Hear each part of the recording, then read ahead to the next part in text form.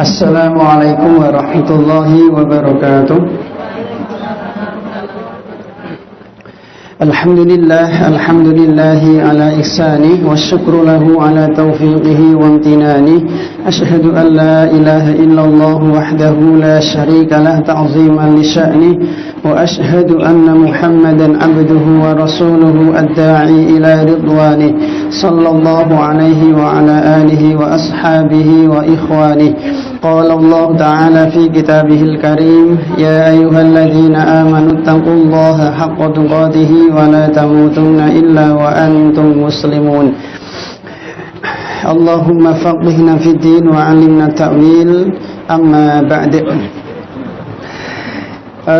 Bapak Ibu kaum muslimin dan muslimat, mukmini dan mukminat, saudara-saudariku seiman yang semoga kita semuanya dimuliakan oleh Allah Subhanahu wa taala, dimuliakan di alam dunia, di alam barzah, di alam mahsyar dan di alam akhirat. Sholawat dan salam kita sampaikan kepada Nabi kita tercinta, Nabi yang kita imani, Nabi yang kita bela, Nabi yang kita rindukan, Nabi yang kita harapkan syafaatnya, Nabi Muhammad sallallahu alaihi wa alihi wasallam beserta para keluarga, para sahabat tanpa terkecuali, terutama sahabat Abu Bakar, Umar, Utsman, Ali radhiyallahu anhum ajma'in, dan seluruh manusia yang berusaha mengikuti sunnah beliau dengan baik. Jamaah yang semoga senantiasa dirahmati oleh Allah Subhanahu wa taala, pada kesempatan sore hari ini kita akan menyampaikan satu tema yang semoga bermanfaat, yaitu tentang mukjizat dari Al-Qur'anul Karim, mukjizat dari Al-Qur'an. Baik, secara umum semua agama itu mengaku, mengklaim memiliki kitab suci. Orang-orang Nasrani mereka memiliki kitab Injil, orang-orang Yahudi mereka mengaku memiliki kitab Taurat, kemudian orang-orang Hindu mereka punya kitab Weda, orang-orang Buddha mereka punya kitab Tripitaka, dan yang lain. Kita umat Islam, saya dengan kita semuanya umat Islam, alhamdulillah diberi oleh Allah Subhanahu wa taala kitab yang spesial, kitab yang istimewa, kitab yang bersumber langsung dari Rabbul Alamin, pencipta, pengatur, penguasa, pemilik jagat alam raya ini, yang disebut dengan kitab Al-Qur'anul Karim. Dan kita wajib harus memuliakan, mengagungkan, membesarkan kitab Al-Quran. Ada beberapa alasan kenapa kita wajib memuliakan Al-Quran. Yang pertama, karena Al-Quran itu diagungkan oleh Allah Subhanahu wa ta'ala. Kenapa kita wajib mengagungkan Al-Quran? Karena Al-Quran diagungkan oleh Allah Subhanahu wa ta'ala, kitab suci yang diagungkan oleh Allah Subhanahu wa ta'ala. Sering kita sampaikan, semua yang diagungkan Allah harus kita agungkan, semua yang dihalalkan Allah harus kita halalkan, semua yang diharamkan Allah wajib kita haramkan, semua yang dicintai Allah wajib kita cintai, semua yang dibenci Allah wajib kita benci, semua yang direndahkan Allah wajib kita rendahkan.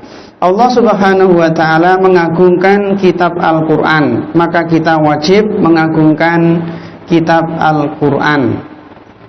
Di Al-Quran itu ada 3 hal yang disifati dengan agung, disifati dengan azim. Yang pertama adalah arsy. Bisa dilihat di surat An-Naml ayat 26.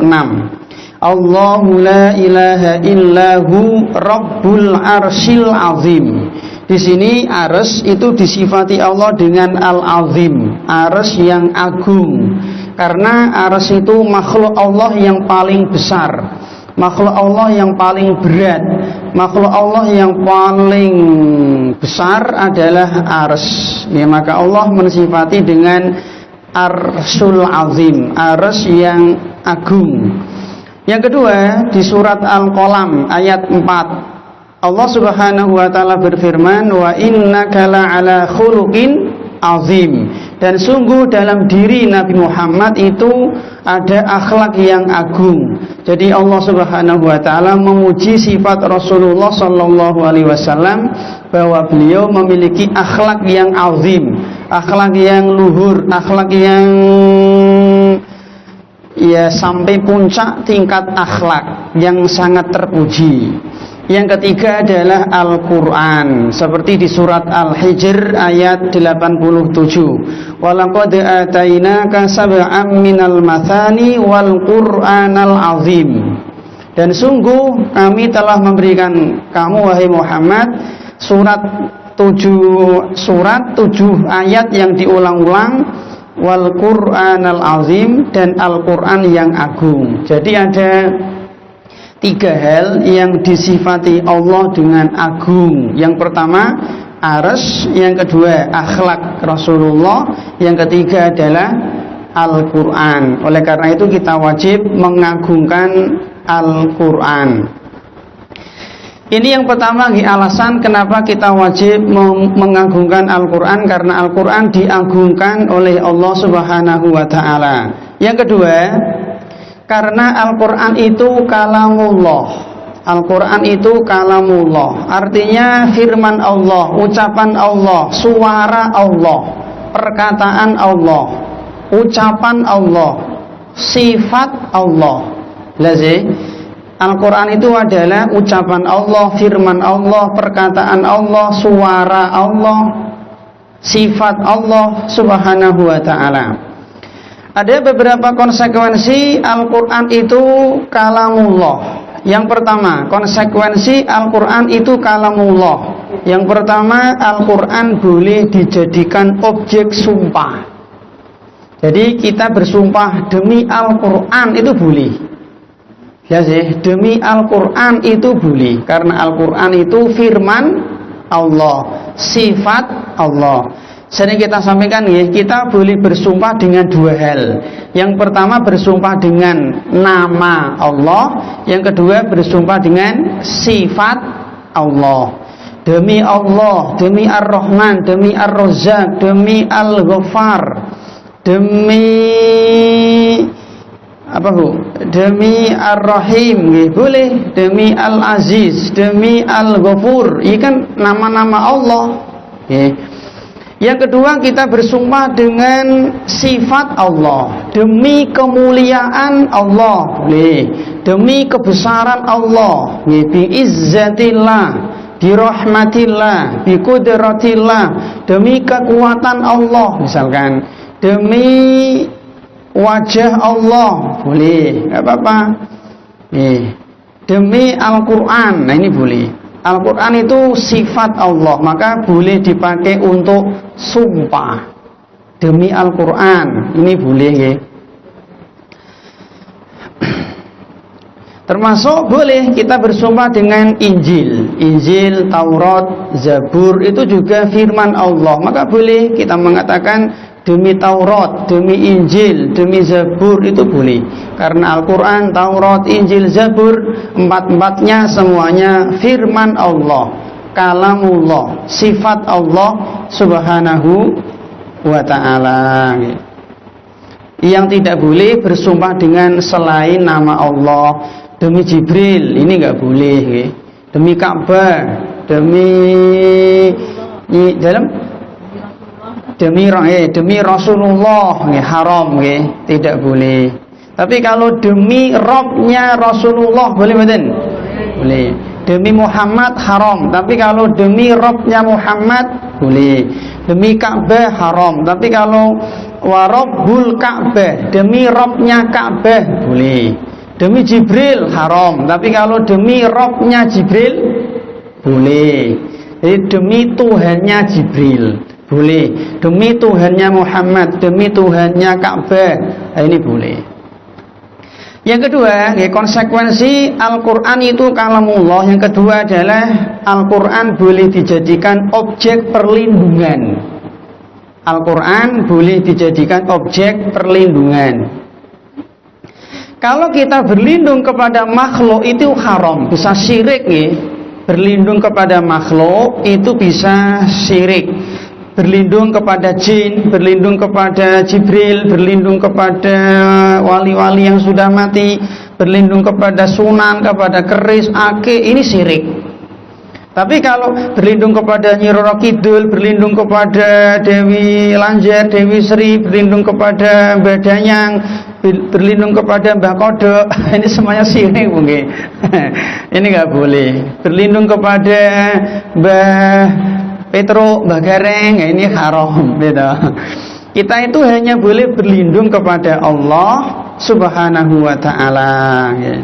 Atau berlindung dengan sifat Allah. Contoh, doa yang sering kita hafal, a'udzu bi kalimatillahit tammati min syarri ma khalaq. A'udzu bi kalimatillahi, aku berlindung dengan kalimat-kalimat Allah. Apa? Al-Qur'an. Jadi kita berlindung dengan Al-Qur'an. Ini boleh. Maka Al-Qur'an itu bukan makhluk. Kalau dia makhluk ya tidak boleh sebagai tempat untuk berlindung. Maten Bu. Kemudian yang ketiga, konsekuensi dari Al-Qur'an itu kalamullah adalah pasti benar, ya, pasti benar. Tidak mungkin Al-Qur'an itu salah. Kenapa? Karena bersumber dari zat yang maha benar. Ya. Oleh karena itu Al-Quran itu dari alif sampai ya, dari Al-Fatihah sampai surat An-Nas 30 juz, 114 surat, 6234 ayat, itu isinya pasti benar. Tidak ada kesalahan sama sekali. Hukum-hukumnya, informasi-informasinya, kisah-kisahnya itu pasti benar. Ketika Allah berkisah tentang Nabi Yusuf pasti benar. Tidak mungkin dongeng. Okay? Beda dengan kisah-kisah kayak timun nyolong timun nyolong kancil. Oh, kancil nyolong timun itu kan dongeng, okay? Tapi kalau kisah-kisah di Al-Qur'an itu pasti benar. Seperti Ashabul Kahfi pasti benar. Nanti adanya Ya'juj dan Ma'juj pasti benar, dan seterusnya. Karena bersumber dari zat yang maha benar, nggih. Baik Bu. Kemudian berikutnya nggih, pasti sempurna, nggih, suci. Karena kalamullah, karena Al-Qur'an itu kalamullah, maka konsekuensinya Al-Qur'an itu suci, nggih, suci. Karena bersumber dari zat yang maha suci.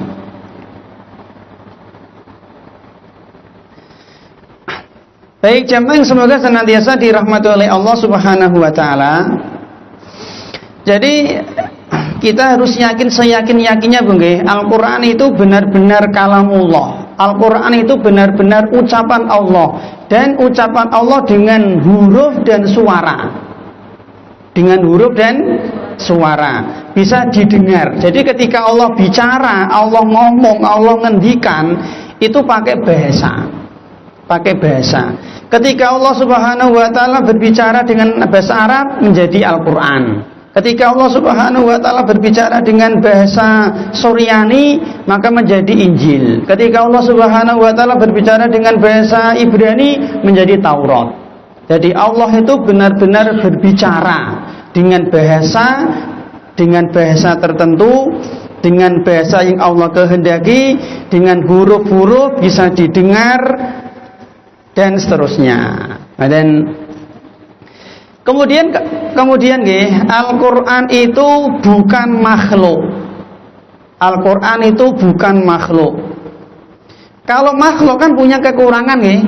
Makhluk punya kekurangan, punya kelemahan, punya aib, punya cacat, punya kekurangan. Adapun Al-Qur'an itu sifat Allah, maka tidak mungkin Al-Qur'an punya kekurangan. Ngoten Bu. Oleh karena itu Al-Qur'an itu tidak mungkin bisa dikritik. Seandainya seluruh manusia dari timur sampai barat berlomba-lomba untuk mencari kekurangan Al-Qur'an, tidak mungkin menemukan. Ulang ya, seandainya seluruh manusia mereka berlomba-lomba untuk mencari kekurangan Al-Quran, mencari kesalahan Al-Quran tidak mungkin bisa menemukan. Karena Al-Quran itu tidak mungkin keliru, tidak mungkin salah, tidak mungkin ada kekurangan. Madan Bu, mungkin mencari kesalahan sisi bahasanya, sisi nahwunya, sisi sorofnya, sisi kandungannya, tidak akan mendapatkan. Karena Al-Quran itu dia adalah kalamullah, maka pasti benar. Kemudian yang keenam, Al-Quran itu mukjizat. Yang ini yang mungkin kita bahas ya, mukjizat. Al-Quran itu mukjizat ibu-ibu. Apa sih Pak ciri-ciri mukjizat? Mungkin sering didengar ya, ciri-ciri mukjizat misalkan begini, ciri-ciri mukjizat. Satu, mukjizat itu tidak bisa ditiru. Mukjizat itu tidak bisa ditiru. Misalnya ngeten, ada orang dia ingin meniru Nabi Ibrahim, dibakar tidak mempan. Lalu dia latihan, sakit? Gak mungkin. Ya, karena itu mukjizat tuh tidak bisa ditiru. Al-Quran itu mukjizat itu tidak bisa dipelajari. Tidak bisa dipelajari, tidak bisa diwariskan, tidak bisa diajarkan, tidak bisa diusahakan, tidak bisa dikalahkan. Ini ciri-ciri mukjizat. Nah, Al-Quran itu mukjizat. Jelas ya? Maka satu, Al-Quran itu tidak bisa ditiru. Al-Quran tidak bisa ditiru. Dan Allah Subhanahu wa taala sudah membuat tantangan. Allah Subhanahu wa taala menantang seluruh manusia dan jin agar mereka meniru Al-Quran. Ternyata sampai hari ini tidak ada yang sanggup. Contoh yang pertama bisa dilihat di surat Al-Isra ayat 88. Di sini Allah Subhanahu wa taala menantang manusia dan jin agar mereka membuat yang seperti Al-Quran, semisal Al-Quran 30 juz. Kata Allah, Qul la ini jitama'atil insu wal jinnu. Katakanlah kepada seluruh manusia dan jin, bahkan seandainya manusia dan jin yang jumlahnya mungkin miliaran berkumpul bersatu padu saling tolong menolong, berkumpul ala ayyatu bimithli hadzal Qur'an, seandainya mereka bersatu padu berkumpul untuk membuat yang semisal Al-Quran. Kata Allah, la ya'tuna bimithli, mereka tidak mungkin bisa membuat seperti Al-Quran. Walau kana ba'duhum li ba'din zuhira, meskipun mereka saling tolong menolong. Nah, ketika mereka tidak mampu membuat yang seperti Al-Quran 30 juz, Allah menurunkan level. Oke, kalau nggak mampu membuat 30 juz, kata Allah membuat 10 surat saja. Bisa dilihat di surat Hud ayat 13. Qul fa'tu bi asri suwarim mithli. Kalau nggak mampu membuat 30 juz, oke, 10 surat saja. Ngeten Bu. Ternyata nggak mampu, Allah turunkan 1 surat saja. Bisa dilihat di surat Yusuf ayat 38 atau di surat Al-Baqarah ayat 23. Qul fa'tu bi suratim mithli. Kalau nggak mampu membuat 10 surat, kata Allah 1 surat saja. Mungkin seperti surat Al-Fil, mungkin seperti surat Al-Humazah, mungkin seperti surat Al-Qadr, tetap tidak bisa, Bu. Sampai hari ini, dan sudah banyak orang-orang liberal, orang-orang orientalis, mereka mencoba untuk membuat 1 surat seperti Al-Quran, tapi tidak ada yang bisa menandingi Al-Quranul Karim. Karena Al-Quran itu tidak bisa ditiru, ibu-ibu, tidak bisa dipalsu, tidak bisa ditiru. Jelas ya? Yang kedua, konsekuensi mukjizat. Tadi yang pertama tidak bisa ditiru. Yang kedua, tidak bisa dipalsu. Artinya tidak bisa ditambah, tidak bisa dikurang, tidak bisa dirubah, tidak bisa dibulak-balik, nggak bisa. Seandainya ada orang yang dia ingin menambah-nambah Al-Quran, mengurangi Al-Quran satu huruf saja, atau mungkin satu harokat, fathah diganti kasroh, kasroh diganti fathah, dhammah diganti fathah misalkan, tidak bisa, Bu. Tidak bisa. Misalnya kita melihat ada orang baca Al-Quran, Bu, wal asr innal insana lafi khusr illa alladhina amanu wa amilus solihati falahum ajrun ghairu mamnun. Tahu salahnya betul? Nah, langsung ketahuan. Itu kita orang awam loh, apalagi ulama kita. Betul? Jelas sih. Inna a'tayna kal kautsar fasholli li rabbika wanhar innahu kana tawwaba. Tahu salahnya? Tahu. Mana, Bu? Ya, tahulah ya. Contoh. Ini kita orang-orang awam, apalagi ustaz-ustaz kita yang S3, yang syekh-syekh itu pasti ketahuan, pasti. Jelas nggih? Alif lam mim dzalikal kitaba la raib. Tahu salahnya? Nah, dzalikal kitabu tak baca dzalikal kitaba, langsung ketahuan. Hanya diganti satu harokat ketahuan. Ini karena nggak bisa dipalsu dia. Dzalikal kitabu la raib fihi hudal lil mu'minin. Nah, tahu salahnya jenengan. Jelas nggih? Summum bukmun umyun fahum la yaskurun. Mana? Hafal jenengan. Hafal kabeh, Mas. Mungkin hafid-hafidho di sini. Jelas nggih? Ngoten, Bu. Qul a'udzu birabbil falaq wa min syarri ma khalaq. Mana salahnya? Ada tambahan wawu, hanya satu huruf, hanya satu harokat ketahuan. Maka Al-Quran itu tidak bisa dipalsu. Ngoten, Bu. Lah nanti menjelang akhir zaman, menjelang kiamat, Allah akan mengangkat Al-Quran dalam waktu satu malam. Tiba-tiba kertas-kertas menjadi kosong, menjadi putih karena diangkat oleh Allah ke Lauhil Mahfuz menjelang hari kiamat. Ngoten, Bu.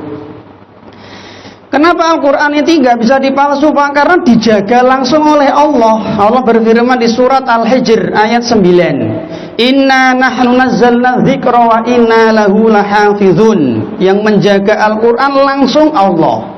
Beda dengan Taurat, Injil, Zabur, itu penjagaannya diserahkan kepada umat masing-masing. Ulang. Penjagaan Taurat, Injil, Zabur itu penjagaannya bukan Allah. Yang menjaga penjagaannya diserahkan kepada umatnya masing-masing. Maka maka Injil, Taurat, Zabur bisa dipalsu. Meskipun Injil, Taurat, Zabur itu kalamullah, firman Allah, tapi karena dia bukan mukjizat, jelas oke? Jadi Injil, Taurat, Zabur itu dia kalamullah. Tadi bisa untuk bersumpah, tapi karena bukan mukjizat maka bisa dipalsu. Nek Al-Quran kan kalamullah sekaligus sebagai mukjizat, maka tidak bisa dipalsu. Kenapa? Karena penjagaan Al-Quran itu langsung Allah. Allah Subhanahu wa taala menjaga Al-Quran dengan dua cara. Yang pertama adalah fis sudur, yang kedua adalah wafis sutur.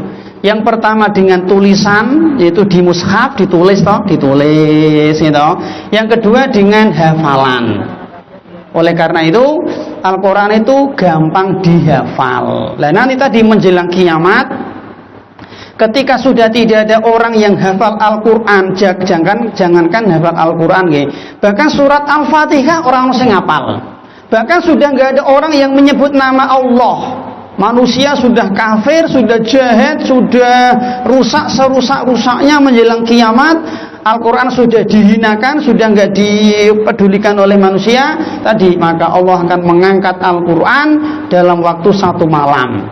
Tiba-tiba kertas-kertas mushaf ini putih-putih kosong. Jelas sih? Karena sudah tidak ada orang yang peduli dengan Al-Quran. Jadi Allah menjaga Al-Quran dengan dua cara tadi, fis sudur wa fis sutur.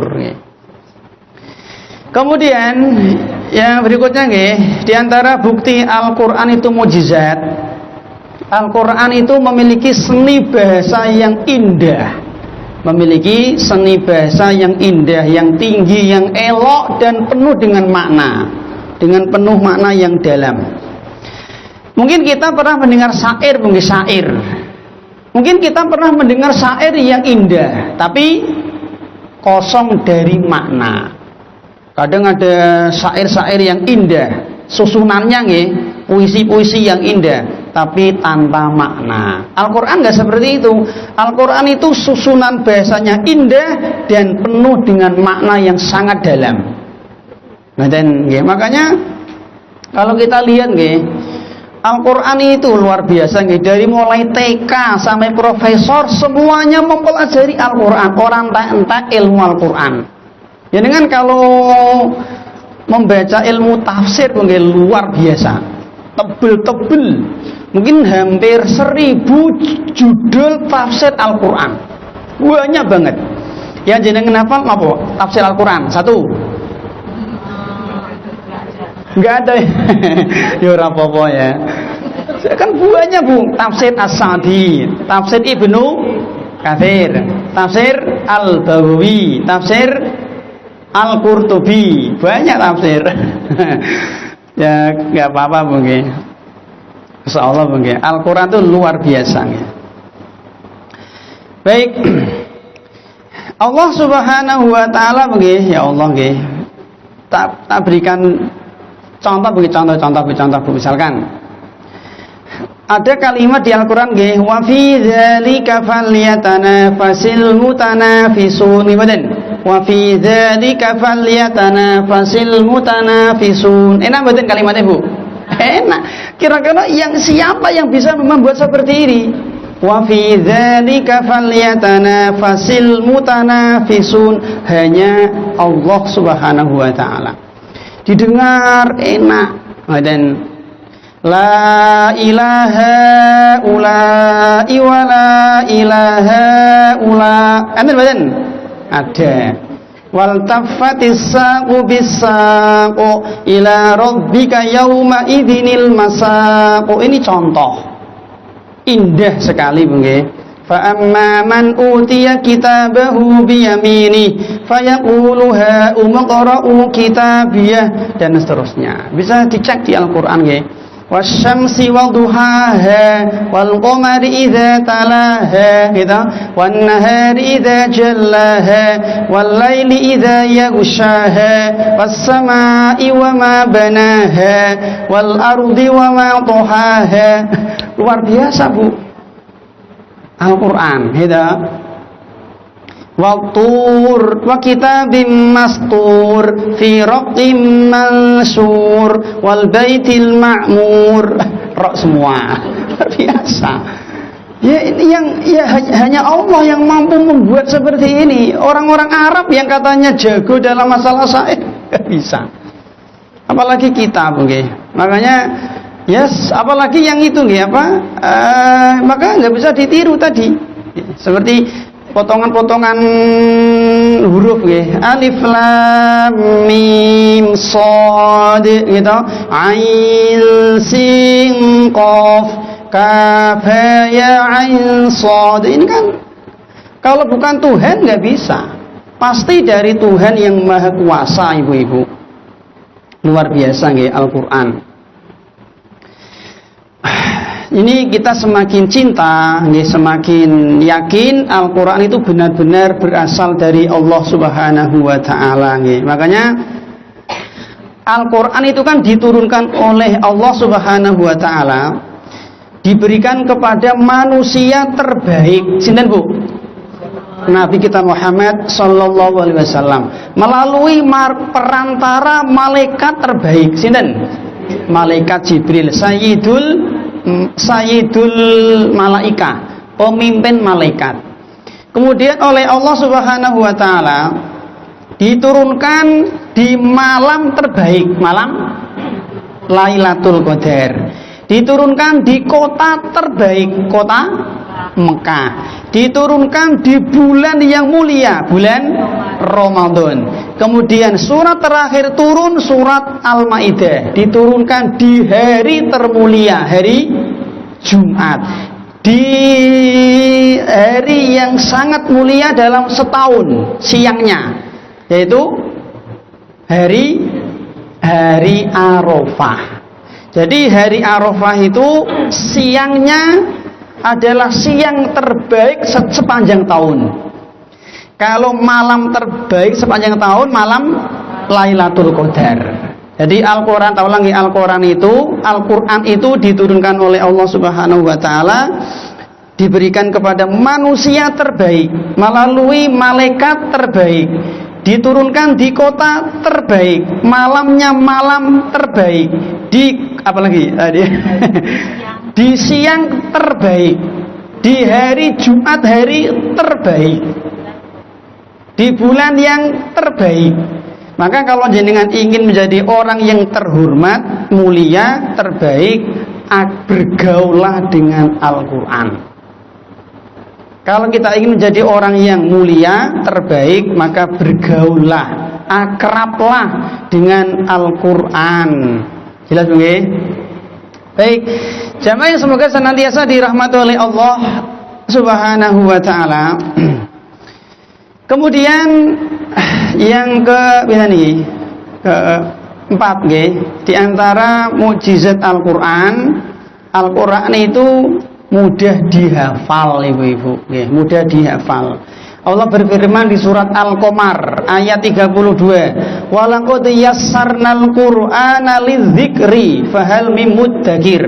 Dan sungguh kami telah membuat mudah ketika kita mempelajari Al-Qur'an.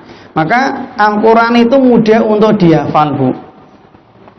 Mana buktinya, Pak? Buktinya banyak. Yang pertama adalah banyak anak kecil yang hafal Al-Qur'an. Bukan juz 30, tapi 30 juz. Kalau saya jenengan juz 30 nopo 30 juz, Bu? Oh, juz 30 nggih, enggak apa-apa, Bu. Kemudian yang kedua, Bu, ada ribuan, ya mungkin jutaan bahkan, ada ribuan bahkan jutaan umat Islam yang hafal Al-Qur'an. Bahkan orang-orang kafir, mungkin ada yang hafal Al-Qur'an. Ada nggak, Bu, orang Kristen hafal Injil? Mungkin nggak ada, mungkin, saya nggak tahu ya. Misalnya ngeten, Bu, jenengan bawa Injil, jenengan baca, suruh nyimak sama dia, kira-kira jenengan misalnya jenengan rubah, kira-kira bisa nggak dia mengoreksi? Mungkin nggak bisa dia, karena Injil itu kan sesuai dengan bahasa negara, Bu. Mungkin ya Injil Indonesia bahasa Indonesia, Injil Inggris ya bahasa Inggris, Injil mana? Belanda ya bahasa Belanda barangkali. Kalau Al-Qur'an kan enggak seragam. Satu dunia itu Al-Qur'an sama, bahasa Arab. Dengan menyebut nama Allah yang Maha Pengasih lagi Maha Penyayang. Apakah ini Al-Qur'an? Bukan, itu terjemahan Al-Qur'an. Jelas sih? Itu bukan Al-Qur'an, itu terjemahan Al-Qur'an. Ya namanya terjemah kan tergantung bahasanya. Jenengan mungkin kalau berkesempatan untuk umrah atau haji, bisa ke Masjid Nabawi. Di sana di rak-rak khusus itu nanti di situ ada mungkin hampir 100 Al-Qur'an yang diterjemahkan ke dalam bahasa seluruh dunia.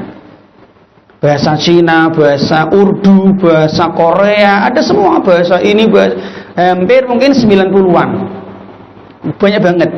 Dan di situ dicantumkan Arabnya gitu, Al-Qur'an, sebelahnya terjemahan. Maten, Bu, mudah dihafal. Bahkan ada orang yang dia buta hafal. Ada nggak, Mas? Ada nggak? Ada nggak? Ya Allah, Bu, luar biasa. Buta itu hafal Al-Qur'an. Kok iso ini loh, ya Allah, Bu. Mukjizat tadi, mukjizat, Bu. Bu, menghafal lafaz Al-Qur'an dengan menghafal terjemahane gampang mana? lafaz Al-Qur'an. Misalnya ngeten nggih, kita disuruh menghafal surat Al-Fil dengan disuruh menghafal terjemahan surat Al-Fil, gampang mana?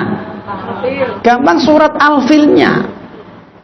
Itu alam taro kaifa fa'ala rabbuka bi ashabil fil. Coba terjemahannya apa coba? Rapal-rapal malah. Dan Bu, ini bukti Bu, Al-Quran itu benar-benar mukjizat dari Allah Subhanahu wa Ta'ala. Baik. Kemudian berikutnya Ibu, yang kelima, Al-Quran itu tidak membosankan. Dan ini benar. Setiap hari bendino kita membaca surat Al-Fatihah. Apakah kita bosan? Tidak. Mungkin sudah ribuan kali kita membaca surat Al-Fatihah, tapi ternyata tidak bosan. Ya minimal sehari semalam ya 17 kali. Zuhur 4, asar 4 untuk sholat. Belum nanti badiyah, ya qobliyah, ya belum nanti tarweh, witir, tahajud, duha, Al-Fatihah terus. Tapi kita tidak pernah bosan. Luar biasa. Karena memang tadi Al-Quran itu benar-benar mukjizat dari Allah Subhanahu wa Ta'ala. Ibu-ibu dikasih koran, jenengan dikasih koran, tapi dengan bahasa Inggris. Apakah jenengan mau baca? Malas begini, kenapa? Orang mudeng gitu, soalnya orang mudeng. Kita dikasih tabloid dengan bahasa Korea, suruh baca, kesok, pegah. Soalnya apa, orang mudeng Mas, orang paham. Kita dikasih misalnya apa Bu? Misalnya ada berita, tapi dengan bahasa Urdu, kon moco, pripun? Pegah, soalnya orang mudeng. Tidak tertarik toh. Tapi aneh dengan Al-Quran Bu, aneh. Kita ini orang mudeng, orang paham Al-Quran, tapi suka membaca. Jadi kan kalau ditanya Bu, apa makna dari surat Al-Fatihah ayat ke-7? Ramudeng toh. Tapi kita suka membaca. Gitu. Orang mudeng tapi kita tetap suka membaca, suka mendengarkan.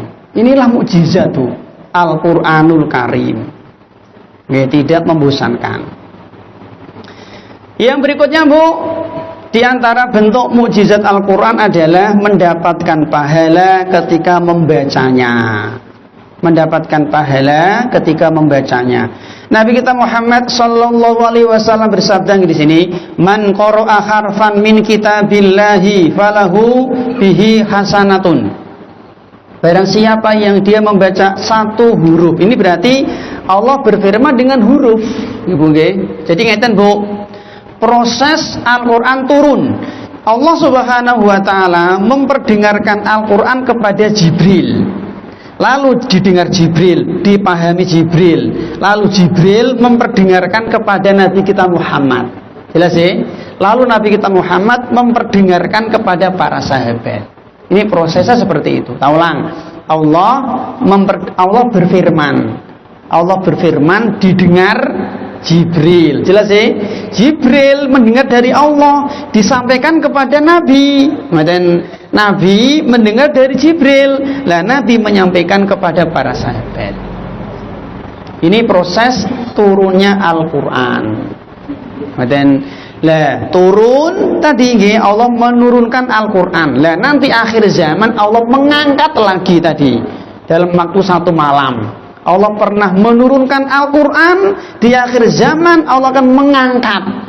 Jadi kan dari atas ke bawah toh. Nah diangkat berarti dari bawah ke atas. Nek menurunkan kan dari atas ke bawah. Nah nanti di akhir zaman Allah akan mengangkat, berarti dari bawah ke atas. Ngoten Bu. Baik jamaah, semoga senantiasa dirahmati oleh Allah. Maka kita tidak usah khawatir. Al-Quran itu tidak mungkin ada orang yang bisa memalsu. Nggak usah khawatir, karena tadi yang menjaga itu langsung Allah Subhanahu wa Ta'ala. Maksum dia, terjaga. Ini mirip dengan Islam. Islam itu agama yang maksum. Tidak mungkin Islam itu akan hilang dari dunia kecuali nanti menjelang kiamat. Misalnya ngeten Bu.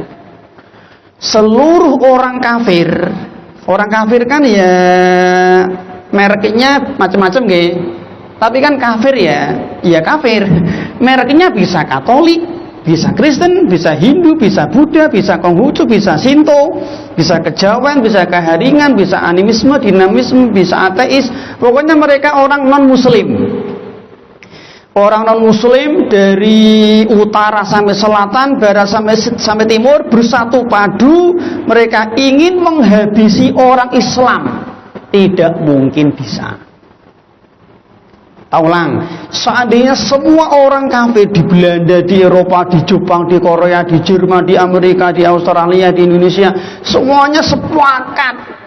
Pokoknya wong sing agama Islam sing paling tua sampai sing bayi lagi lahir kuateni kabeh, enggak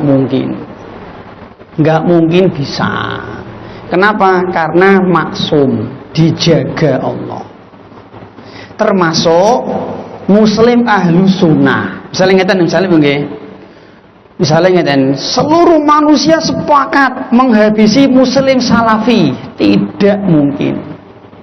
Tidak mungkin bisa. Enggak mungkin. Kenapa? Karena maksum dia, dijaga oleh Allah Subhanahu wa taala. Bu, kalau semua orang di dunia ini kafir, ya kiamat. Kiamat, Bu. Dan Imam Mahdi niku manhajnya apa? Manhaj Imam Mahdi salafi. Pertanyaan, apakah Imam Mahdi tahlilan? Tidak. Apakah Imam Mahdi maulidan? Tentu tidak. Apakah Imam Mahdi itu membaca usoli ketika mau sholat? Tidak. Ahlu sunnah dia, seperti Nabi dan para sahabat. Dan ini bukti salafi itu tidak akan lenyap dari muka bumi kecuali nanti menjelang kiamat, karena dijaga oleh Allah Subhanahu wa taala. Dan Bapak Ibu, kemudian kita kembali ke materi. Membaca Al-Quran itu mendapatkan pahala. Satu huruf, kata Nabi, wal hasanatu bi asri amthaliha. Satu huruf itu dibalas oleh Allah minimal 10. La aqulu alif lam mim harfun, walakin alifun harfun, walamun harfun, wa mimun harfun. Dan Bu, jadi alif lam mim itu terdiri dari 3 huruf. Maka orang membaca alif lam mim, berarti dia mendapatkan 30. Luar biasa mungkin. Nah, satu-satunya kitab yang kalau kita membacanya mendapatkan pahala per huruf itu hanya Al-Quran. Jangan membaca kitab hadis innamal a'malu binniyati dapat pahala membaca? Tidak. Mungkin mendapatkan pahala belajar, mendapatkan pahala mempelajarinya. Tapi kalau mendapatkan pahala dengan membacanya, boten. Jadi satu-satunya kitab yang kalau kita membacanya mendapatkan pahala per huruf itu hanya Al-Quranul Karim. Maka bagi apa sih Pak definisi Al-Quran? Al-Quran adalah Al-Quranu huwa kalamullah al-munazzal ala Muhammadin al-muta'abbad bitilawatihi. Al-Quran adalah kalamullah yang diturunkan kepada Nabi Muhammad sallallahu alaihi wasallam dan bernilai ibadah alias mendapatkan pahala dengan hanya membacanya. Niki definisi Al-Quran, Bu. Al-Quran adalah kalamullah yang diturunkan kepada Nabi Muhammad yang bernilai ibadah mendapat pahala dengan membacanya. Kita membaca ilmu fiqh, membaca buku bahasa Arab, buku akidah, buku fikih, dapat pahala betul membacanya? Enggak, Bu. Ya, betul, Bu. Baik, jamaah yang semoga senantiasa dirahmati oleh Allah Subhanahu wa taala, dan membaca Al-Qur'an ini kan niatnya bermacam-macam mungkin. Ada orang yang dia ini membaca Al-Qur'an niatnya untuk tilawah. Kalau dia membaca Al-Qur'an niatnya untuk tilawah, maka dia dianjurkan untuk membaca ta'awud. dan basmalah kalau di awal surat. Misalnya ngeten contoh. Si A ingin tilawah, ingin apa ya? Tilawah itu pas deres ya. Ingin ngaji ya, Bu. Tilawah itu apa ya tilawah ya? Ya membaca atau tilawah. Mungkin ya deres mungkin, pengen deres maca Quran. Kalau niatnya itu ingin deres membaca Al-Quran tilawah, maka kalau di awal surat maka diperintahkan untuk membaca ta'awudz dan basmalah. Misalnya ngeten, si A ingin tilawah Al-Quran, surat apa misalnya Al-Mursalat. Nah, maka sebelum membaca Al-Mursalat dia ta'awudz. A'udzu billahi minasyaitonir rajim. Bismillahirrahmanirrahim. Terus wal mursalati urfa fal 'asifati 'asfa dan seterusnya. Jelas sih? Tapi kalau dia membacanya itu dari pertengahan, misalnya kemarin membaca Al-Mursalat dari ayat 1 sampai 10 misalkan. Nah, sekarang ini mau langsung ayat 11. Maka tidak usah membaca basmalah. Cukup ta'awudz saja. A'udzu billahi minasyaitonir rajim. Ayat ke-11 Mas? Ke-11. Agar hafal. Misalnya gini, alam misalnya ini contoh misalnya, alam nakhluqukum mimma immahin dan seterusnya. Ngoten nggih? Ngoten Bu. Kemudian yang kedua Bu, ada orang yang dia membaca Al-Quran tapi niatnya untuk berdalil. Dia membaca teks Al-Quran niatnya untuk berdalil. Seperti ini ceramah.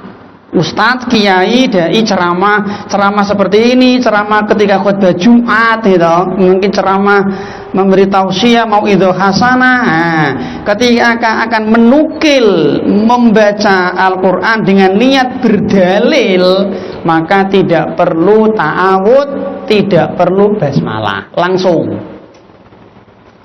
Misalnya khutbah Jumat, ceramah seperti Allah Subhanahu wa taala mewajibkan kita untuk beribadah. Dalilnya surat Al-Adzariyat 56. Nah, langsung wa ma khalaqatul jinna wal insa illa liya'budun. Nah, macam tanpa basmalah, tanpa ta'awudz. Macam Bu. Baik jamaah, semoga senantiasa dirahmati oleh Allah Subhanahu wa taala. Kemudian kalau ada orang yang dia ingin membaca Al-Quran, niatnya untuk ruqyah, maka dia harus meniatkan untuk ruqyah. Agar beda antara tilawah biasa dengan tilawah untuk meruqyah. Maka harus ada niat. Jelas ya? Maka harus ada niat untuk meruqyah agar berfaedah, ada bermanfaat untuk ruqyah.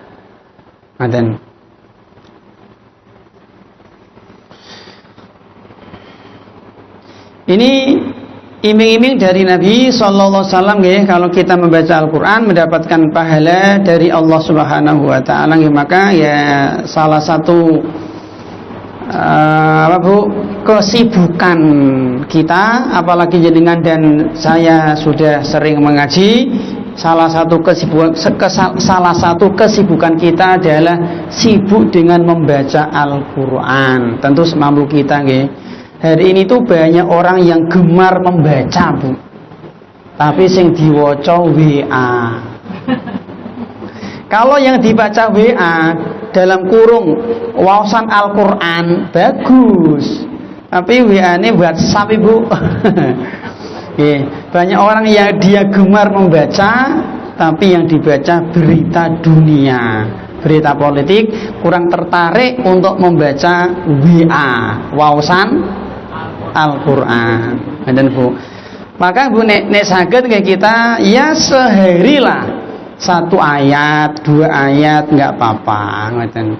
Ya nek saged sebulan katam pisan, nek saged. Ra iso Pak ya wis 2 sasi katam pisan. Ra iso Pak ya wis sak semester katam pisan. Setahun pindu. Ra iso Pak ya wis setahun katam pisan. Ra iso ya Pak, ya wis sekali seumur hidup katang pisan. Ra iso Pak kebangetan. Ngoten Bu. Dan ternyata Bu masih banyak Bu kaum muslimin itu yang belum bisa membaca Al-Qur'an. Kok ngerti Pak?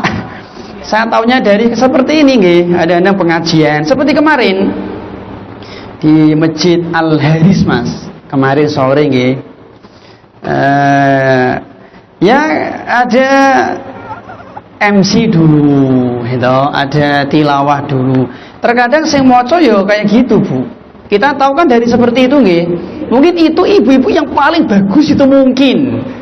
Dan qul huwallahu ahad, Allahus samad, lam yalid wa lam yulad wa lam yakul lahu kufuwan ahad.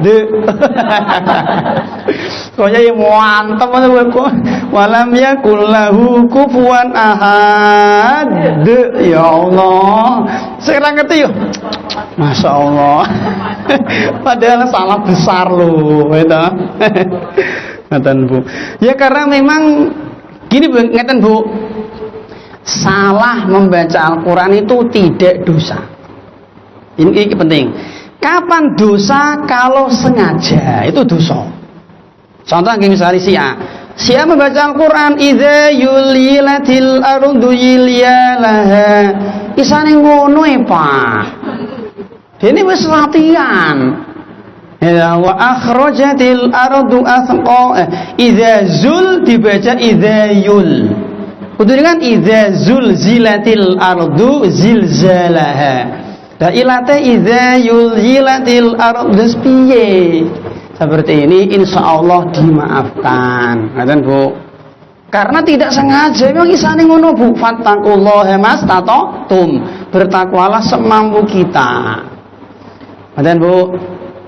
Ngam tang alaihim misale bengi. Lah isane ngono Pak, ya sudah lah piye. Jelas nggih?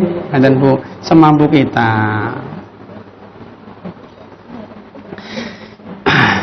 Ya tentu sambil belajar nggih, sambil belajar. Jadi membaca Al-Qur'an salah itu tidak dosa.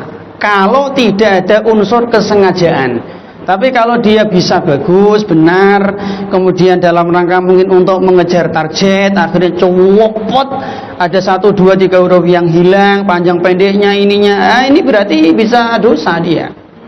Dan Bu, bisa sampai dosa. Bu, siap Bu nggih? Insyaallah nggih Bu. Ya minimal Bu nggih Ramadan minimal katam sepindah. Nek saged. Siap Bu? Nih, dari surat Al-Fatihah sampai surat An-Nas. Ngoten nggih, nek saged Bu. Sokonge Bu nggih, syukur-syukur Bu jenengan kali kula Bu gadah hafalan Al-Qur'an. Meskipun cuma 1 juz. Nek saged dibawa sampai mati. Kalau kita ini punya hafalan Bu nggih, mungkin 1-2 juz, itu nanti kita akan sibuk untuk murojaah. Nggih mboten? Kan orang kan hilang Bu. Mungkin pas nyetir, macet di jalan lampu merah kan kosong nggih, mungkin sendirian lah sambil murojaah. Nanti dari sini ke rumah jangan kundur, mungkin 1/4 jam perjalanan sambil murojaah.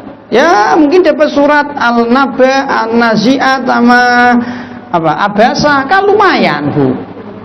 Tapi ini orang apal belas. Yo apa sing di murojaah wong rapal nggih. Ada orang, saya Pak enggak pernah salah membaca Al-Qur'an. Mosok tenan.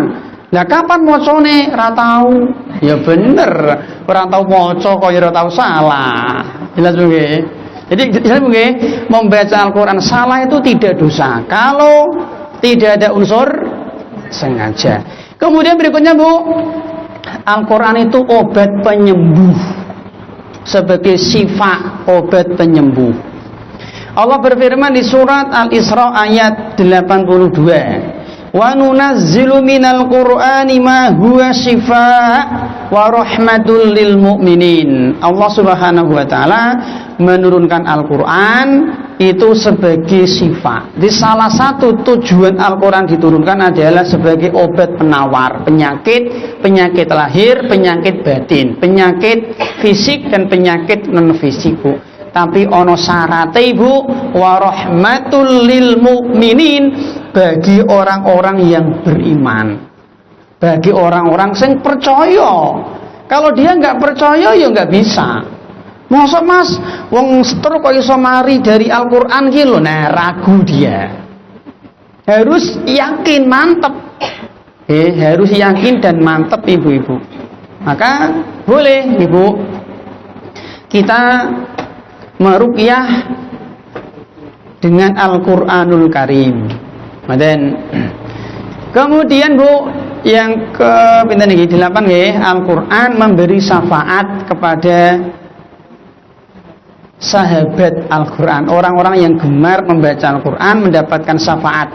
Kata Nabi, Iqra'ul Qur'ana fa innahu ya'ti yaumal qiyamati syafi'an li ashabihi. Nggih, hadis Muslim.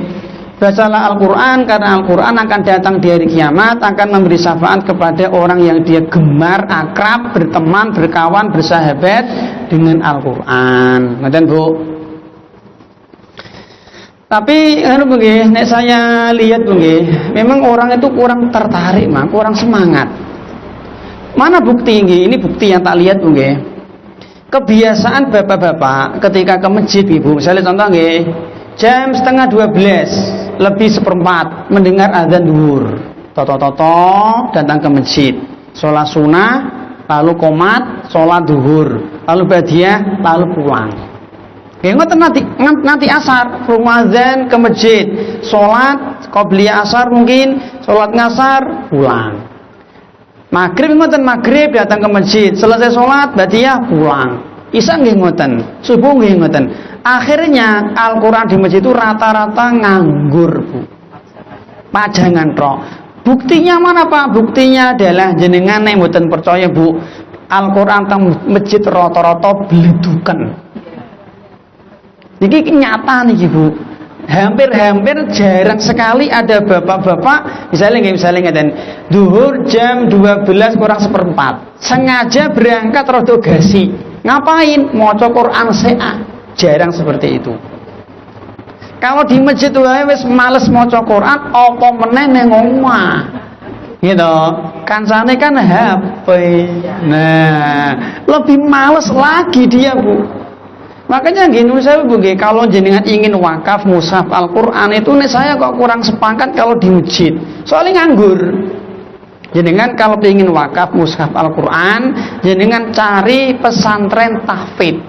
Nah, atau gini sih misalnya gini jenengan tahu ada anak misalnya fulan, dia calon penghafal Quran, panggil, "Nang, kamu pingin menghafal Quran toh? Nah, pingin Al-Qur'an seperti apa?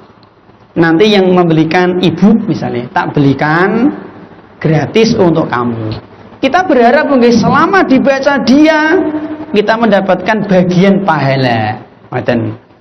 Kita panggil yang bagus, kertasnya yang bagus, yang jelas, yang terang. Yang penting pokoknya kamu nyaman ketika membaca Al-Qur'an. Yang kita belikan mungkin dia 300.000, semoga jadi amal jariah kita. Ngoten Bu.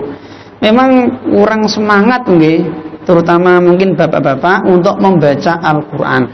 Nek maca Al-Qur'an wae males, apalagi terjemahane. Apalagi tafsire Bu, lebih MALAS lagi. Ngoten Bu.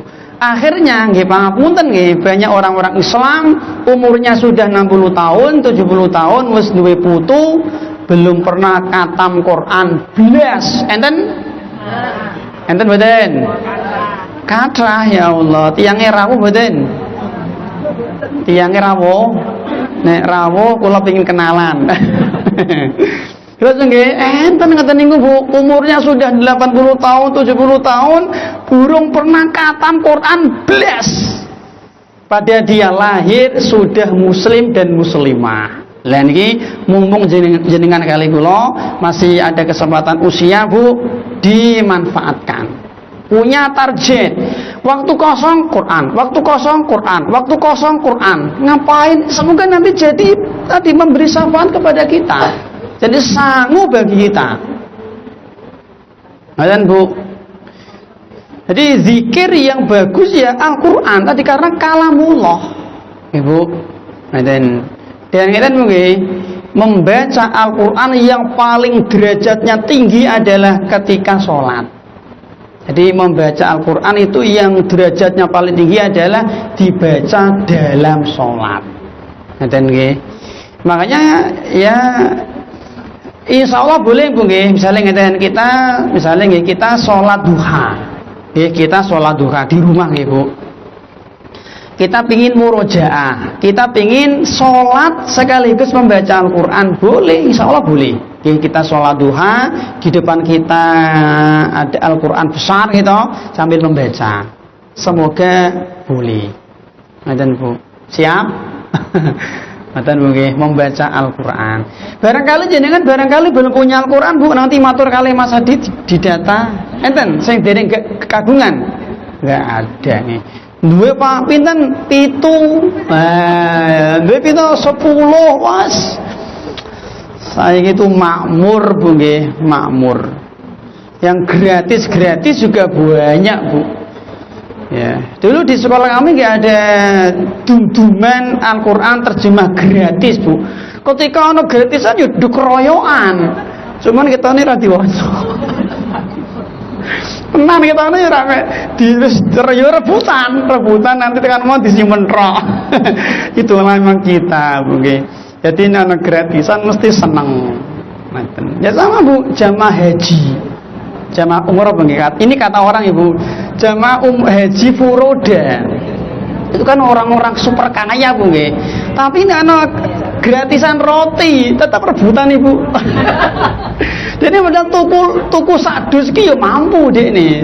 Tapi karena gratis iki lho. Nah, nikmat ngoten Bu. Nah, itulah apa Bu? Kelebihan gratisan Bu nggih. Baik Bu. Yang terakhir Bu, yang ke-9 Bu, Al-Qur'an itu dia hakim dan penyempurna bagi kitab-kitab suci terdahulu. Jadi ketika ada hukum yang masih dikhilafkan maka Al-Qur'an sebagai hakim. Misalnya ngeten ada hukum, ada kasus, kok kata Injil A, kata Zabur B, kata Taurat C. Nah, Al-Qur'an sebagai hakim. Al-Qur'an bilangnya apa? A, berarti yang benar A. Karena Al-Qur'an sebagai hakim. Terakhir mungkin Al-Qur'an itu cocok dibaca dalam semua situasi dan kondisi. Sehat maca Qur'an cocok, sakit cocok, lara untu maca Qur'an cocok nggih. Ketika lapang, ketika sempit, ketika sholat, di luar sholat, tapi ketika gembira, ketika sedih, suka, duka nggih. Punya duit, ora punya duit nggih. Diutang, ra diutang nggih. Maca Qur'an tetap cocok ngoten Bu. Miskin, kaya, pejabat, rakyat, di istana ada membaca Quran cocok, di gubuk reot cocok, di masjid cocok, di luar masjid cocok. Yang tidak boleh itu membaca Al-Quran di kuburan. Nah, ini jangan. Kenapa? Karena kuburan bukan tempat untuk ibadah. Di masjid, di kantor, di mall, di pasar, di sekolah, di semana-mana Bu. Di kendaraan nggih membaca Al-Qur'anul Karim. Ngoten Bu. Jadi Bu nggih, Al-Qur'an itu Bu bisa dibaca, diturunkan oleh Allah, bisa didengar, ada bagian-bagian awal, bagian akhir, ada juz-juznya, ada ayat-ayatnya, ada kalimat-kalimatnya Bu nggih, ada surat-suratnya. Bisa dilantunkan, bisa dilagukan, punya makna, bisa dicetak, bisa dibeli, bisa ditulis kembali, bisa dihafal, itu Al-Qur'an. Dan Al-Qur'anul Karim. Baik. Kemudian yang ke-7 Bu. Tadi kan Al-Qur'an kan harus kita agungkan Bu nggih. Kenapa tadi yang pertama tadi awal kajian? Kenapa kita ini wajib memuliakan Al-Quran tadi? Yang pertama karena diagungkan oleh Allah. Yang kedua karena kalamullah. Nah, ngaten. Yang ke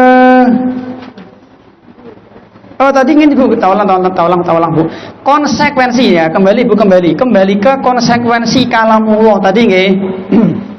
Boleh dijadikan sumpah, terus boleh dijadikan objek perlindungan, pasti benar, suci gitu, bukan makhluk, terus mukjizat. Nah, yang ketujuh Bu, yang ketujuh adalah Al-Quran itu seluruhnya bisa untuk meruqyah.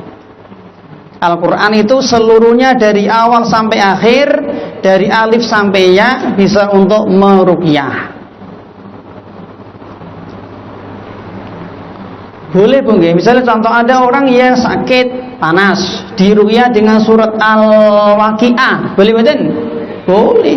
Pokoknya semuanya boleh, boleh Bu. Nah ini Bu, contoh yang terlarang. Dia menentukan surat khusus dengan penyakit khusus tanpa dalil, ini enggak boleh. Misalnya ngeten, Mas lara apa Mas? Puyeng. Nah nek puyeng ruqyahe karo surat Al-Fil. Nah ini enggak boleh Bu. Nah sampean aku lagi mencret. Nah, nek lagi mencret toh ruqyahe pakai surat Ar-Rahman. Nah, itu enggak boleh Bu. Dia menentukan sendiri tanpa dalil. Ini enggak boleh. Ya kamu, saya lagi apa Ibu? Misalnya lagi panas. Nah, panas itu ruqyahe karo surat Al-Humazah misalnya. Seperti ini nggak boleh Bu, nggak boleh Bu. Jadi dia menentukan sendiri. Nek penyakit A dengan surat ini, penyakit B surat ini nggak boleh. Ya sih, ini harus butuh dalil. Dan meskipun Al-Quran itu suratnya bertingkat-tingkat. Surat yang paling mulia surat yang paling mulia surat Al-Fatihah. Ayat yang paling mulia ayat kursi. Bertingkat-tingkat dia Bu, bertingkat-tingkat. Tapi intinya boleh kita meruqyah dengan seluruh isi Al-Quran. Yang ke-8 Bu, konsekuensi dari tadi kalamullah nggih. Seluruh isi Al-Quran bisa dipakai untuk sholat. Seluruh Al-Quran bisa dipakai untuk sholat. Nggih.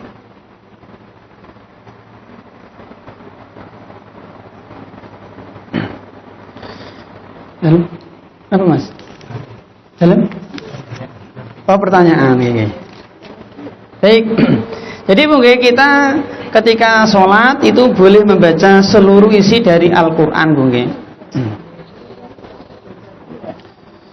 Kemudian Bu, jadi ini mungkin membaca surat Al-Quran ada yang wajib, ada yang sunnah. Yang wajib ya surat Al-Fatihah nggih. Untuk sisanya suratnya yang dibaca surat yang sunnah nggih. Yang wajib hanya surat Al-Fatihah. Sedangkan surat pendek ini hukumnya sunnah. Terus kemudian Bu, tidak boleh membaca Al-Quran dalam kondisi junub. Jadi ulama sepakat orang yang sedang junub itu tidak boleh membaca Al-Quran.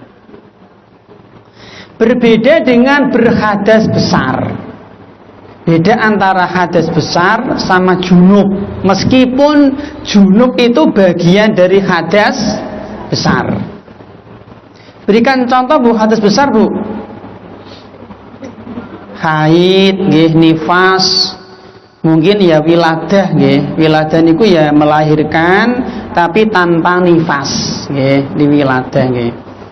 Ya, kalau untuk berhadas besar ini ulama berbeda pendapat. Boleh nggak sih membaca Al-Quran?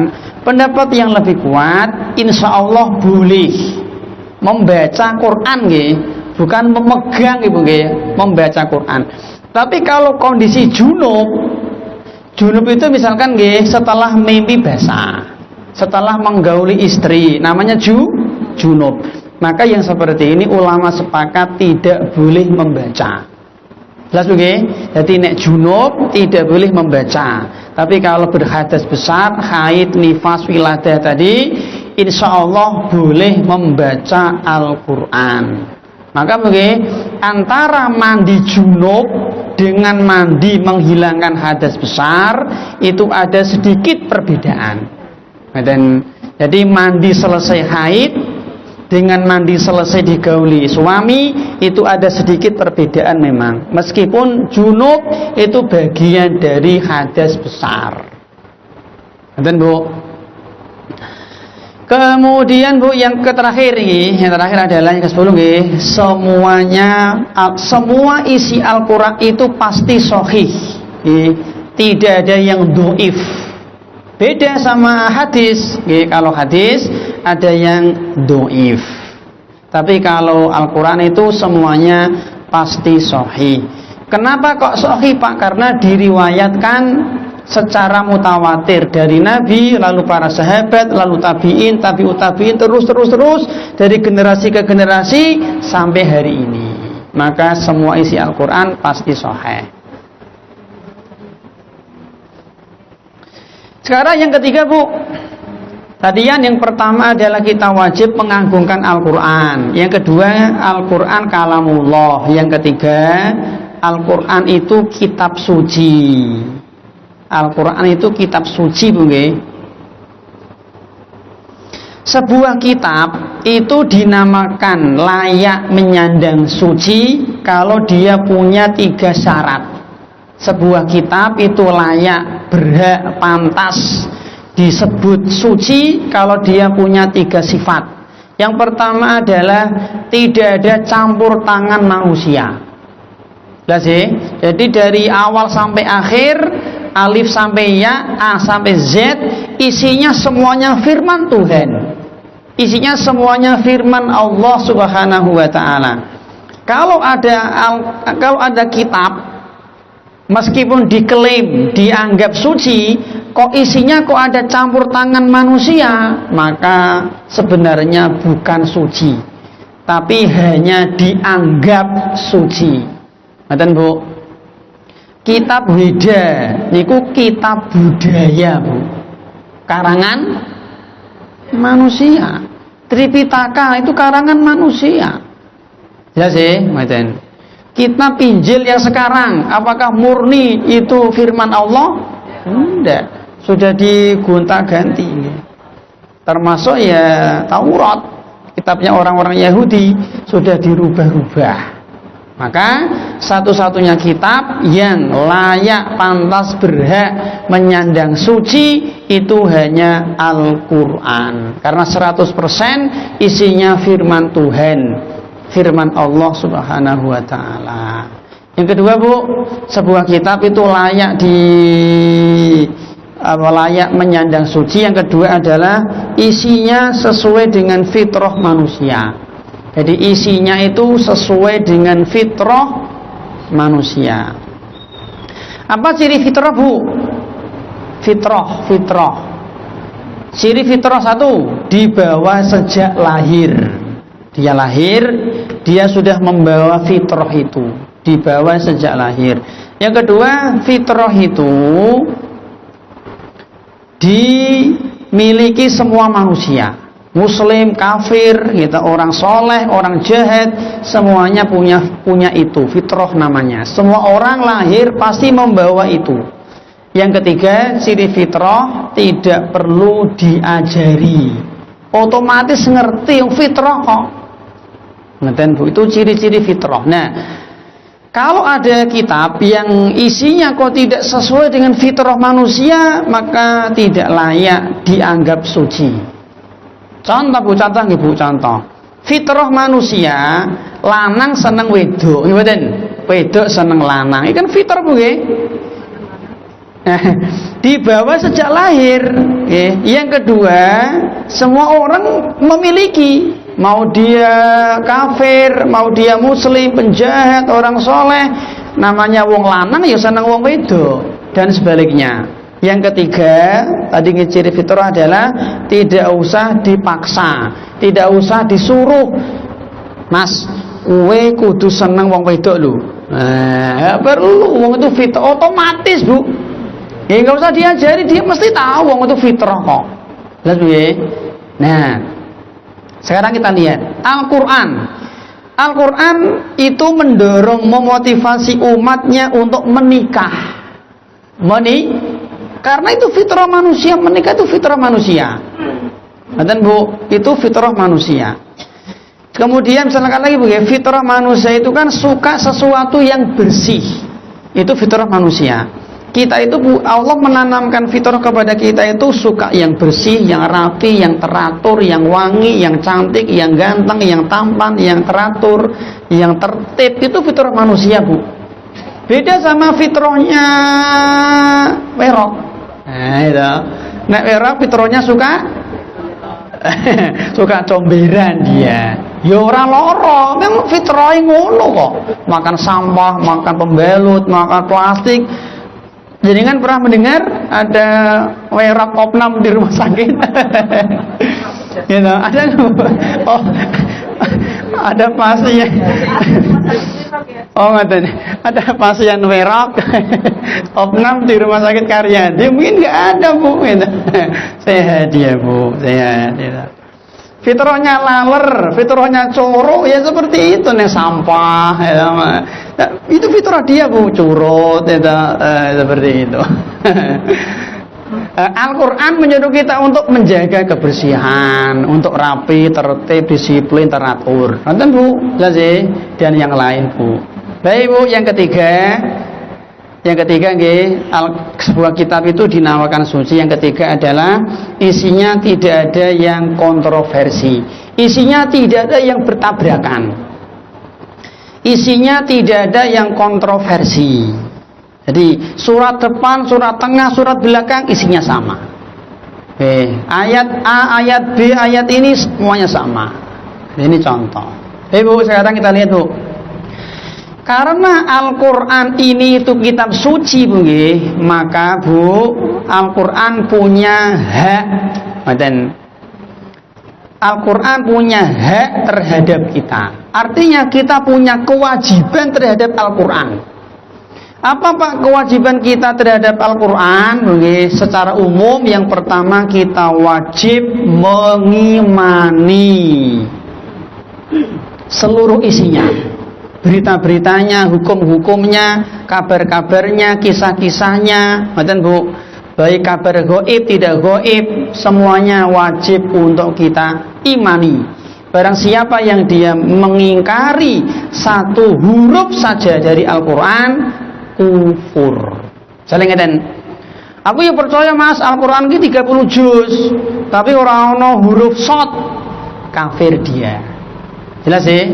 Jadi alif, ba, ta, sa, jim, ha, kha, dal, dzal, ra, za, semuanya iman.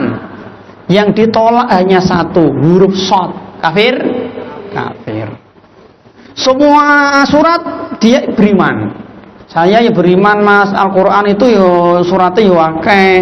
Nih saya ini ragu, nggak percaya dengan surat Al-Fil misalnya, kafir, kafir. Lalu jadi kita wajib mengimani seluruhnya. Dan yang kedua, Bu, kita Al-Quran punya hak untuk kita baca. Tadi kita mengulang sedikit, Al-Quran punya hak untuk kita baca. Dan, Bu, ini menjadi tadi bagian dari amal harian kita. Meskipun tidak di bulan Ramadan, Bu, dan sebagian saudara-saudara kita, Bu, mereka itu semangatnya hanya membaca surat Yasin tok. Nah, ini keliru. Surat Yasin ya bagian dari Al-Quran, tapi bukan hanya surat Yasin. Dan jadi kalau bisa, Bu, hari-hari kita ini ada 1-2 lembar lah Al-Quran yang kita baca. Bapak ngaji, ibu ngaji, anak ngaji, mantune ngaji, desane ngaji, tanggane ngaji. Pak RT ngaji, Pak Lurah ngaji, Pak RW ngaji, Bu Wali Kota? Oh enggak, ya Allah, kenapa enggak, Bu? Gubernur ngaji, Presiden ngaji. Siap, Bu? Ya,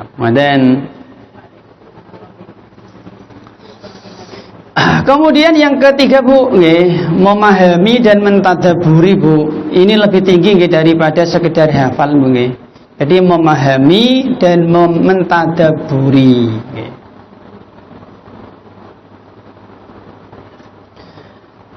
Ya tadi mungkin semampu kita nggih, memahami semampu kita. Bisa dengan guru tentunya Bu nggih. Kemudian Bu menghafalnya Bu, nggih, menghafal Al-Qur'an. Al-Qur'an punya hak untuk dihafal. Surat yang wajib kita hafal surat Al-Fatihah. Sisanya sunnah nggih. Al-Qur'an punya berapa surat Bu? 114 nggih. Jadi wajib menghafal surat Al-Fatihah. Untuk sisanya hukumnya sunnah. Kemudian Bu Al-Quran punya hak untuk diamalkan. Kita wajib untuk mengamalkan Al-Quran. Dan ini tujuan inti dari Al-Quran diturunkan oleh Allah Subhanahu wa Ta'ala. Ya, sebagian orang itu terkadang dia terlalu sibuk dengan mengkaji ilmu qiraah. Jadi dia terlalu sibuk dengan ilmu tajwid. Nggih maca sotso. Saya dulu pernah ikut belajar makhraj nggih sama sifat-sifat huruf nggih. Nek membaca alif itu sampai ane sampai 4 jari masuk. Saya bener loh. 4 ini masuk ya Allah. Nggih. Lah itu so nanti ada keras. Kalau masih ada yang keluar nafas mah enggak boleh. So seperti ini jangan itu ya boleh Bu, tapi jangan berlebihan. Silakan kita membaca, kita mempelajari ilmu tajwid, sifat-sifat huruf, makhraj bagus, qiraah bagus, tapi itu bukan inti. Itu wasilah. Itu wasilah Bu. Sebagian orang tadi terlalu sibuk mempelajari ilmu-ilmu qiraah, ilmu tajwid, tapi dia lupa dengan mengamalkan Al-Quran malah. Bahkan dia terkadang lupa dengan ilmu yang lebih tinggi, ilmu tauhid. Ini juga bahaya seperti ini. Ilmu yang paling tinggi ilmu tauhid tentunya, ilmu tentang Allah Subhanahu wa Ta'ala. Jadi mempelajari tajwid itu sarana saja. Sudah, kalau membaca shad, dot, to, sin, shin sudah oke, sudah bagus ya sudah. Sisanya untuk mentadaburi. Dan jadi jangan terlalu sibuk dengan ilmu-ilmu seperti tadi. Dan ilmu qiraah kadang harus bersanad, enggak harus Bu. Saya punya teman Bu, dia itu sanadnya luar biasa. Sanadnya luar biasa. Mungkin dia punya 3 sanad. Tapi ketika imam tak dengarkan ya biasa. Wong kula kan nggih pernah ngaji to Bu. Kula kan nggih bisa menilai ya Bu nggih. Wong kula riyen nggih pernah ngaji. Pernah ngaji lah ya kan tahu nggih. Tapi saya dengarkan ya hampir sama, mirip-mirip dengan yang lain. Ngaten Bu. Jadi silakan mempelajari ilmu tajwid, ilmu qiraah, ilmu sifat-sifat huruf, makhraj bagus, tapi jangan terlalu sibuk di situ. Dan jangan terlalu sibuk di situ, sampai-sampai tadi malah ilmu tauhidnya tidak paham. Dan yang keenam Bu, mendakwahkan dan mengajarkan Al-Qur'an. Mendakwahkan dan mengajarkan Al-Qur'an. Nggih. Mengajarkan Al-Quran ini hukum asalnya sebenarnya fardu kifayah Bu, fardu kifayah. Tetapi kalau di satu kampung, di satu tempat, di satu desa, kok yang bisa membaca Al-Quran dia sendiri, maka dia wajib untuk mengajarkan. Jangan satu desa semuanya jahil, sing pinter dia sendiri, dia wajib fardu ain untuk mengajarkan Al-Quran dan tidak boleh minta bayaran. Boleh minta bayaran tadi kalau hukumnya tidak fardu ain Bu. Minta bayaran mungkin. Karena ini wajib ain soalnya. Tapi sekarang di Semarang ya mungkin tidak sampai wajib ain mungkin, karena kan banyak orang yang mengajar nggih, maka hukumnya berarti fardu kifayah. Kemudian Bu,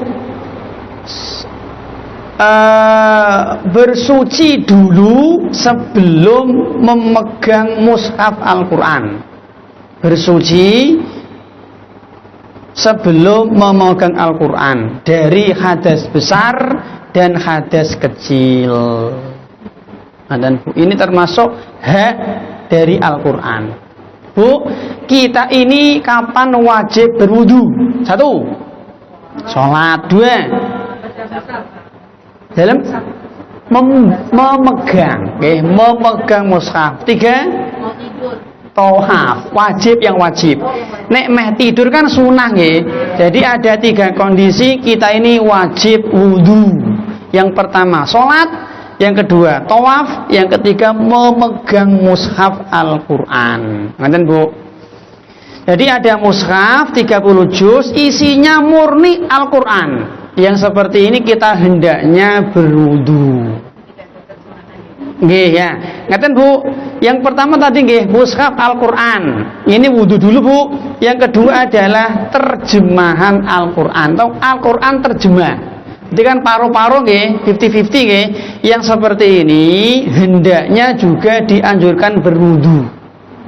Yang ketiga ada namanya tafsir Al-Qur'an. Berarti kan lebih banyak tafsirnya toh. Yang seperti ini tidak harus wudu. Kemudian yang keempat, Al-Quran yang ada di HP. Ya, yang seperti ini ya tidak harus berwudu. Kemudian Bu, jelas Bu nggih? Yang terakhir Bu, di antara hak Al-Quran adalah meletakkan mushaf Al-Quran di tempat yang suci dan layak. Maka tidak pantas Al-Quran ditaruh di lantai, ditaruh di bawah, ditaruh di jok, nanti dilunggui Bu nggih, diduduki, ngoten Bu, dipakai bantal. Tentu tidak layak, tidak pantas. Maka kalau kita mendapati mushaf Al-Quran yang sudah rusak, dibakar. Ya sih, mungkin ada Al-Quran sudah rusak daripada tercecer-cecer. Nah, kita ambil lalu nanti kita bakar. Nanti Bu,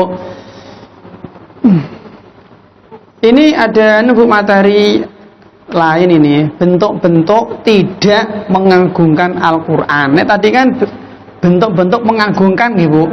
Kalau ini tidak mengagungkan. Tak percepat. 1 Bu, menyalahgunakan Al-Quran. Nah, ini berarti dia tidak mengagungkan. Misalnya Al-Quran dijadikan jimat.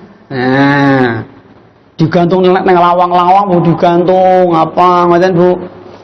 Ditulis dengan darah haid misalnya gitu nggih. Mbak apa kulhusung sang misalnya untuk laris untuk penglaris itu. Nah, ini tidak menghormati Al-Quran berarti.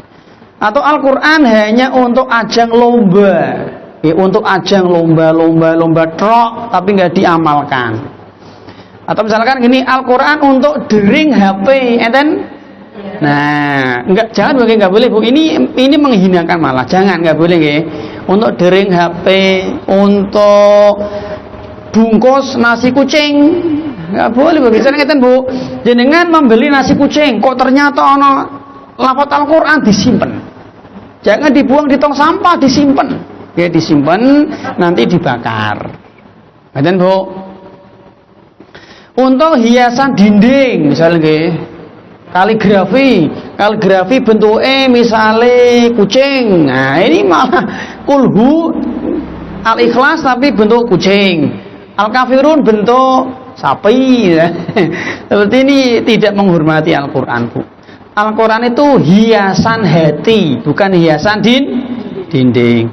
Untuk sumpah jabatan, nah gitu. Apalagi Bu, untuk ilmu kekebalan misalnya gitu. Dalam untuk ya niatnya apa Bu? Kalau sebatas untuk memuliakan ya nggak apa-apa gitu. Tapi kalau sebatas untuk sumpah jabatan trok, jadi seolah-olah itu apa ya Bu? Ya tergantung niatnya kalau ini nggih, tergantung niatnya nggih. Niatnya apa coba? Bu, apakah sumpah itu harus menghadirkan Al-Qur'an? Misalnya nggih, ada PNS atau pejabat.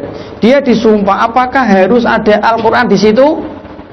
Kan enggak harus toh. Misalnya demi Allah, saya ini apakah harus ada Al-Qur'an? Kan enggak toh nggih. Nah ini Al-Qur'an sengaja diginikan kadang ini nggih. Nah, kadang. Tadi beda antara bersumpah dengan Al-Qur'an dijadikan sarana sumpah jabatan. Ini tentu apa Ibu nggih? Ya enggak usah nggih. Sumpah itu tidak harus menghadirkan Al-Qur'an. Yang kedua Bu, memboikot Al-Qur'an. Nah, ini juga nggih, enggak boleh juga. Al-Qur'an diboikot, tidak mau dibaca, tidak mau membacanya, tidak mau menghayati, melupakan, hafalannya dilupakan dan seterusnya. Yang ketiga Bu, Al-Qur'an dijadikan bahan candaan. Misalnya nggih, ini juga enggak boleh. Ini berbahaya nih.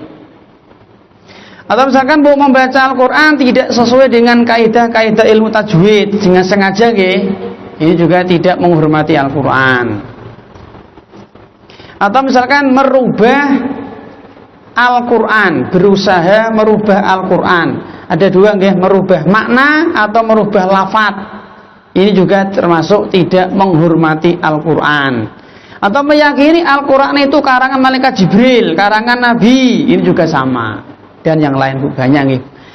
Karena sudah sore Bu, tak jawab pertanyaan. Kalau bisa kita jawab, kalau tidak bisa Allah Ta'ala alam. Dia bisa bertanya kepada ustadz yang lain. Jika ajal sudah menjemput, bolehkah saya meninggalkan pesan untuk ahli waris atau keluarga besar? Nanti di kitab Al-Kabair itu nanti ada dosa besar namanya Al-Iqraru fil wasiyah. Wasiat yang isinya kezaliman. Dan ya mungkin ini pas ini Bu, kalau ini pertanyaan nih, bolehkah saya meninggalkan pesan untuk ahli waris atau keluarga besar? Berarti kan ini wasiat nggih. Apa wasiat? Wasiat itu adalah pesan yang digantungkan dengan kematian. Letole nanti nih bapak mati, motor ini tolong diberikan kepada masjid. Kapan motor ini menjadi milik masjid? Kalau mati. Hari ini wasiat, nanti sore mati, ya sudah langsung milik masjid. Hari ini wasiat orang mati-mati Bu. Nah, mati ini masih lama, ya ora pindah-pindah. Atau setelah dia wasiat motor hilang, pripun? Ya batal, jelas sih. Karena wasiat itu digantungkan dengan kematian. Letole nanti nih bapak mati, mobil ini kasihkan ke Pak RT. Jelas sih. Berwasiat 1 jam kemudian mati, ya sudah milik Pak RT. Setelah wasiat orang mati-mati, sing mati malah Pak RT. Nah, mungkin mboten. Ya mungkin, maka wasiatnya batal. Apakah ada kesalahan jika saya tidak mau ada tahlilan? Ya bagus. Ibu, ini bagian dari wasiat. Ada 2 jenis wasiat. Yang pertama, wasiat berkaitan dengan harta. Yang kedua, wasiat berkaitan dengan pesan moral. Nanti kalau saya mati jangan ditahlilkan. Bagus. Nanti kalau saya mati, kuburku jangan disiram kembang, jangan dikasih kerikil, jangan dikasih kijing, jangan dikasih aspal. Jangan dikasih ya kendi, kulkas, mesin cuci. Ya, jelas begitu. Yang kedua Bu, saya minta ada penceramah ustazah. Apa ini? Apa nih Mas? Saya minta ada penceramah atau ustadz ya, atau ustadz untuk badiri. Apa nih Mas? Oh hadiri ya, untuk hadiri atau terima ahli waris nasihat apa yang sangat saya butuhkan di sana. Maksudnya gimana Bu? Saya minta ada penceramah dalam kurung ustadz untuk hadiri atau terima ahli waris nasihat apa yang sangat saya butuhkan di sana alam kubur. Maksudnya gimana Bu? Ini saya nggak tahu juga ini. Nggih, mungkin nanti ditanyakan kepada yang lain. Saya enggak mudeng pertanyaan Ibu.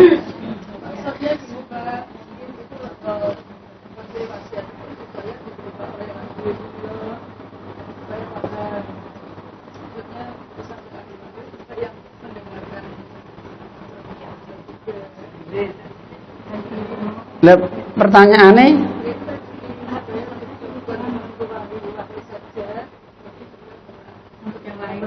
oh, ada orang dia mau berwasiat, terus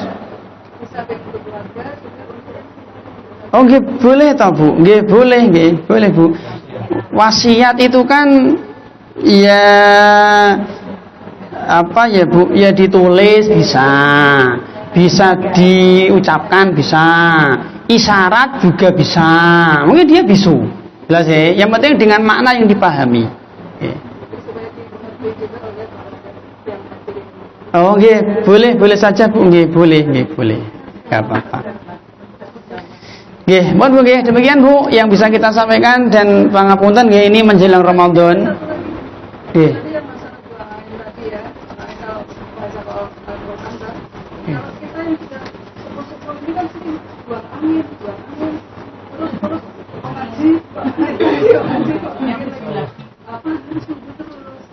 Oh, nggih.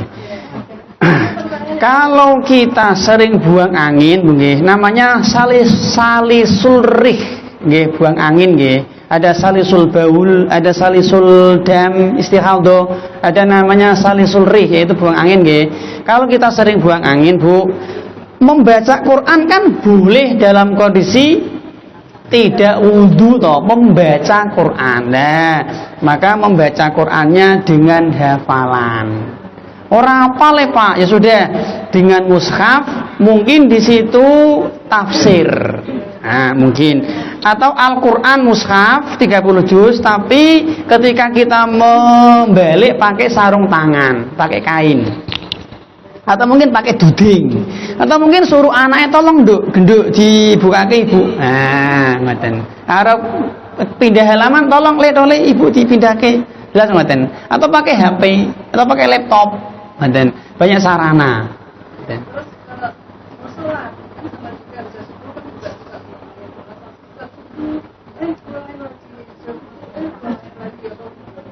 Oh, okay. Ya tadi nggih mirip tiga tadi salisul dam istihadho, salisul ri sering kentut, yang ketiga salisul baul sering pipis, nggih. Nggak bisa ditahan, nggih. Ya dulu kita pernah menyampaikan nggih, kalau yang seperti ini maka tadi sholatnya dijama. Masih ingat mungkin dulu mungkin bagaimana Bu? Masih ingat nggih? Nah, kalau seperti itu ya dijama. Nah, gimana nggih? Nggih, pun nggih, demikian Bu, semoga bermanfaat. Yang barangkali masih punya utang puasa Ramadan tahun kemarin nggih, ini sudah bulan Rajab, maka segera diselesaikan. Kita akhiri, assalamualaikum warahmatullahi wabarakatuh nggih.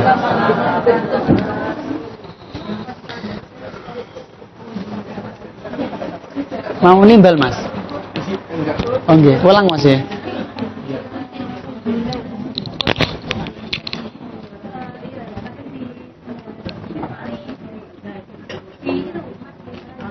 Thank you.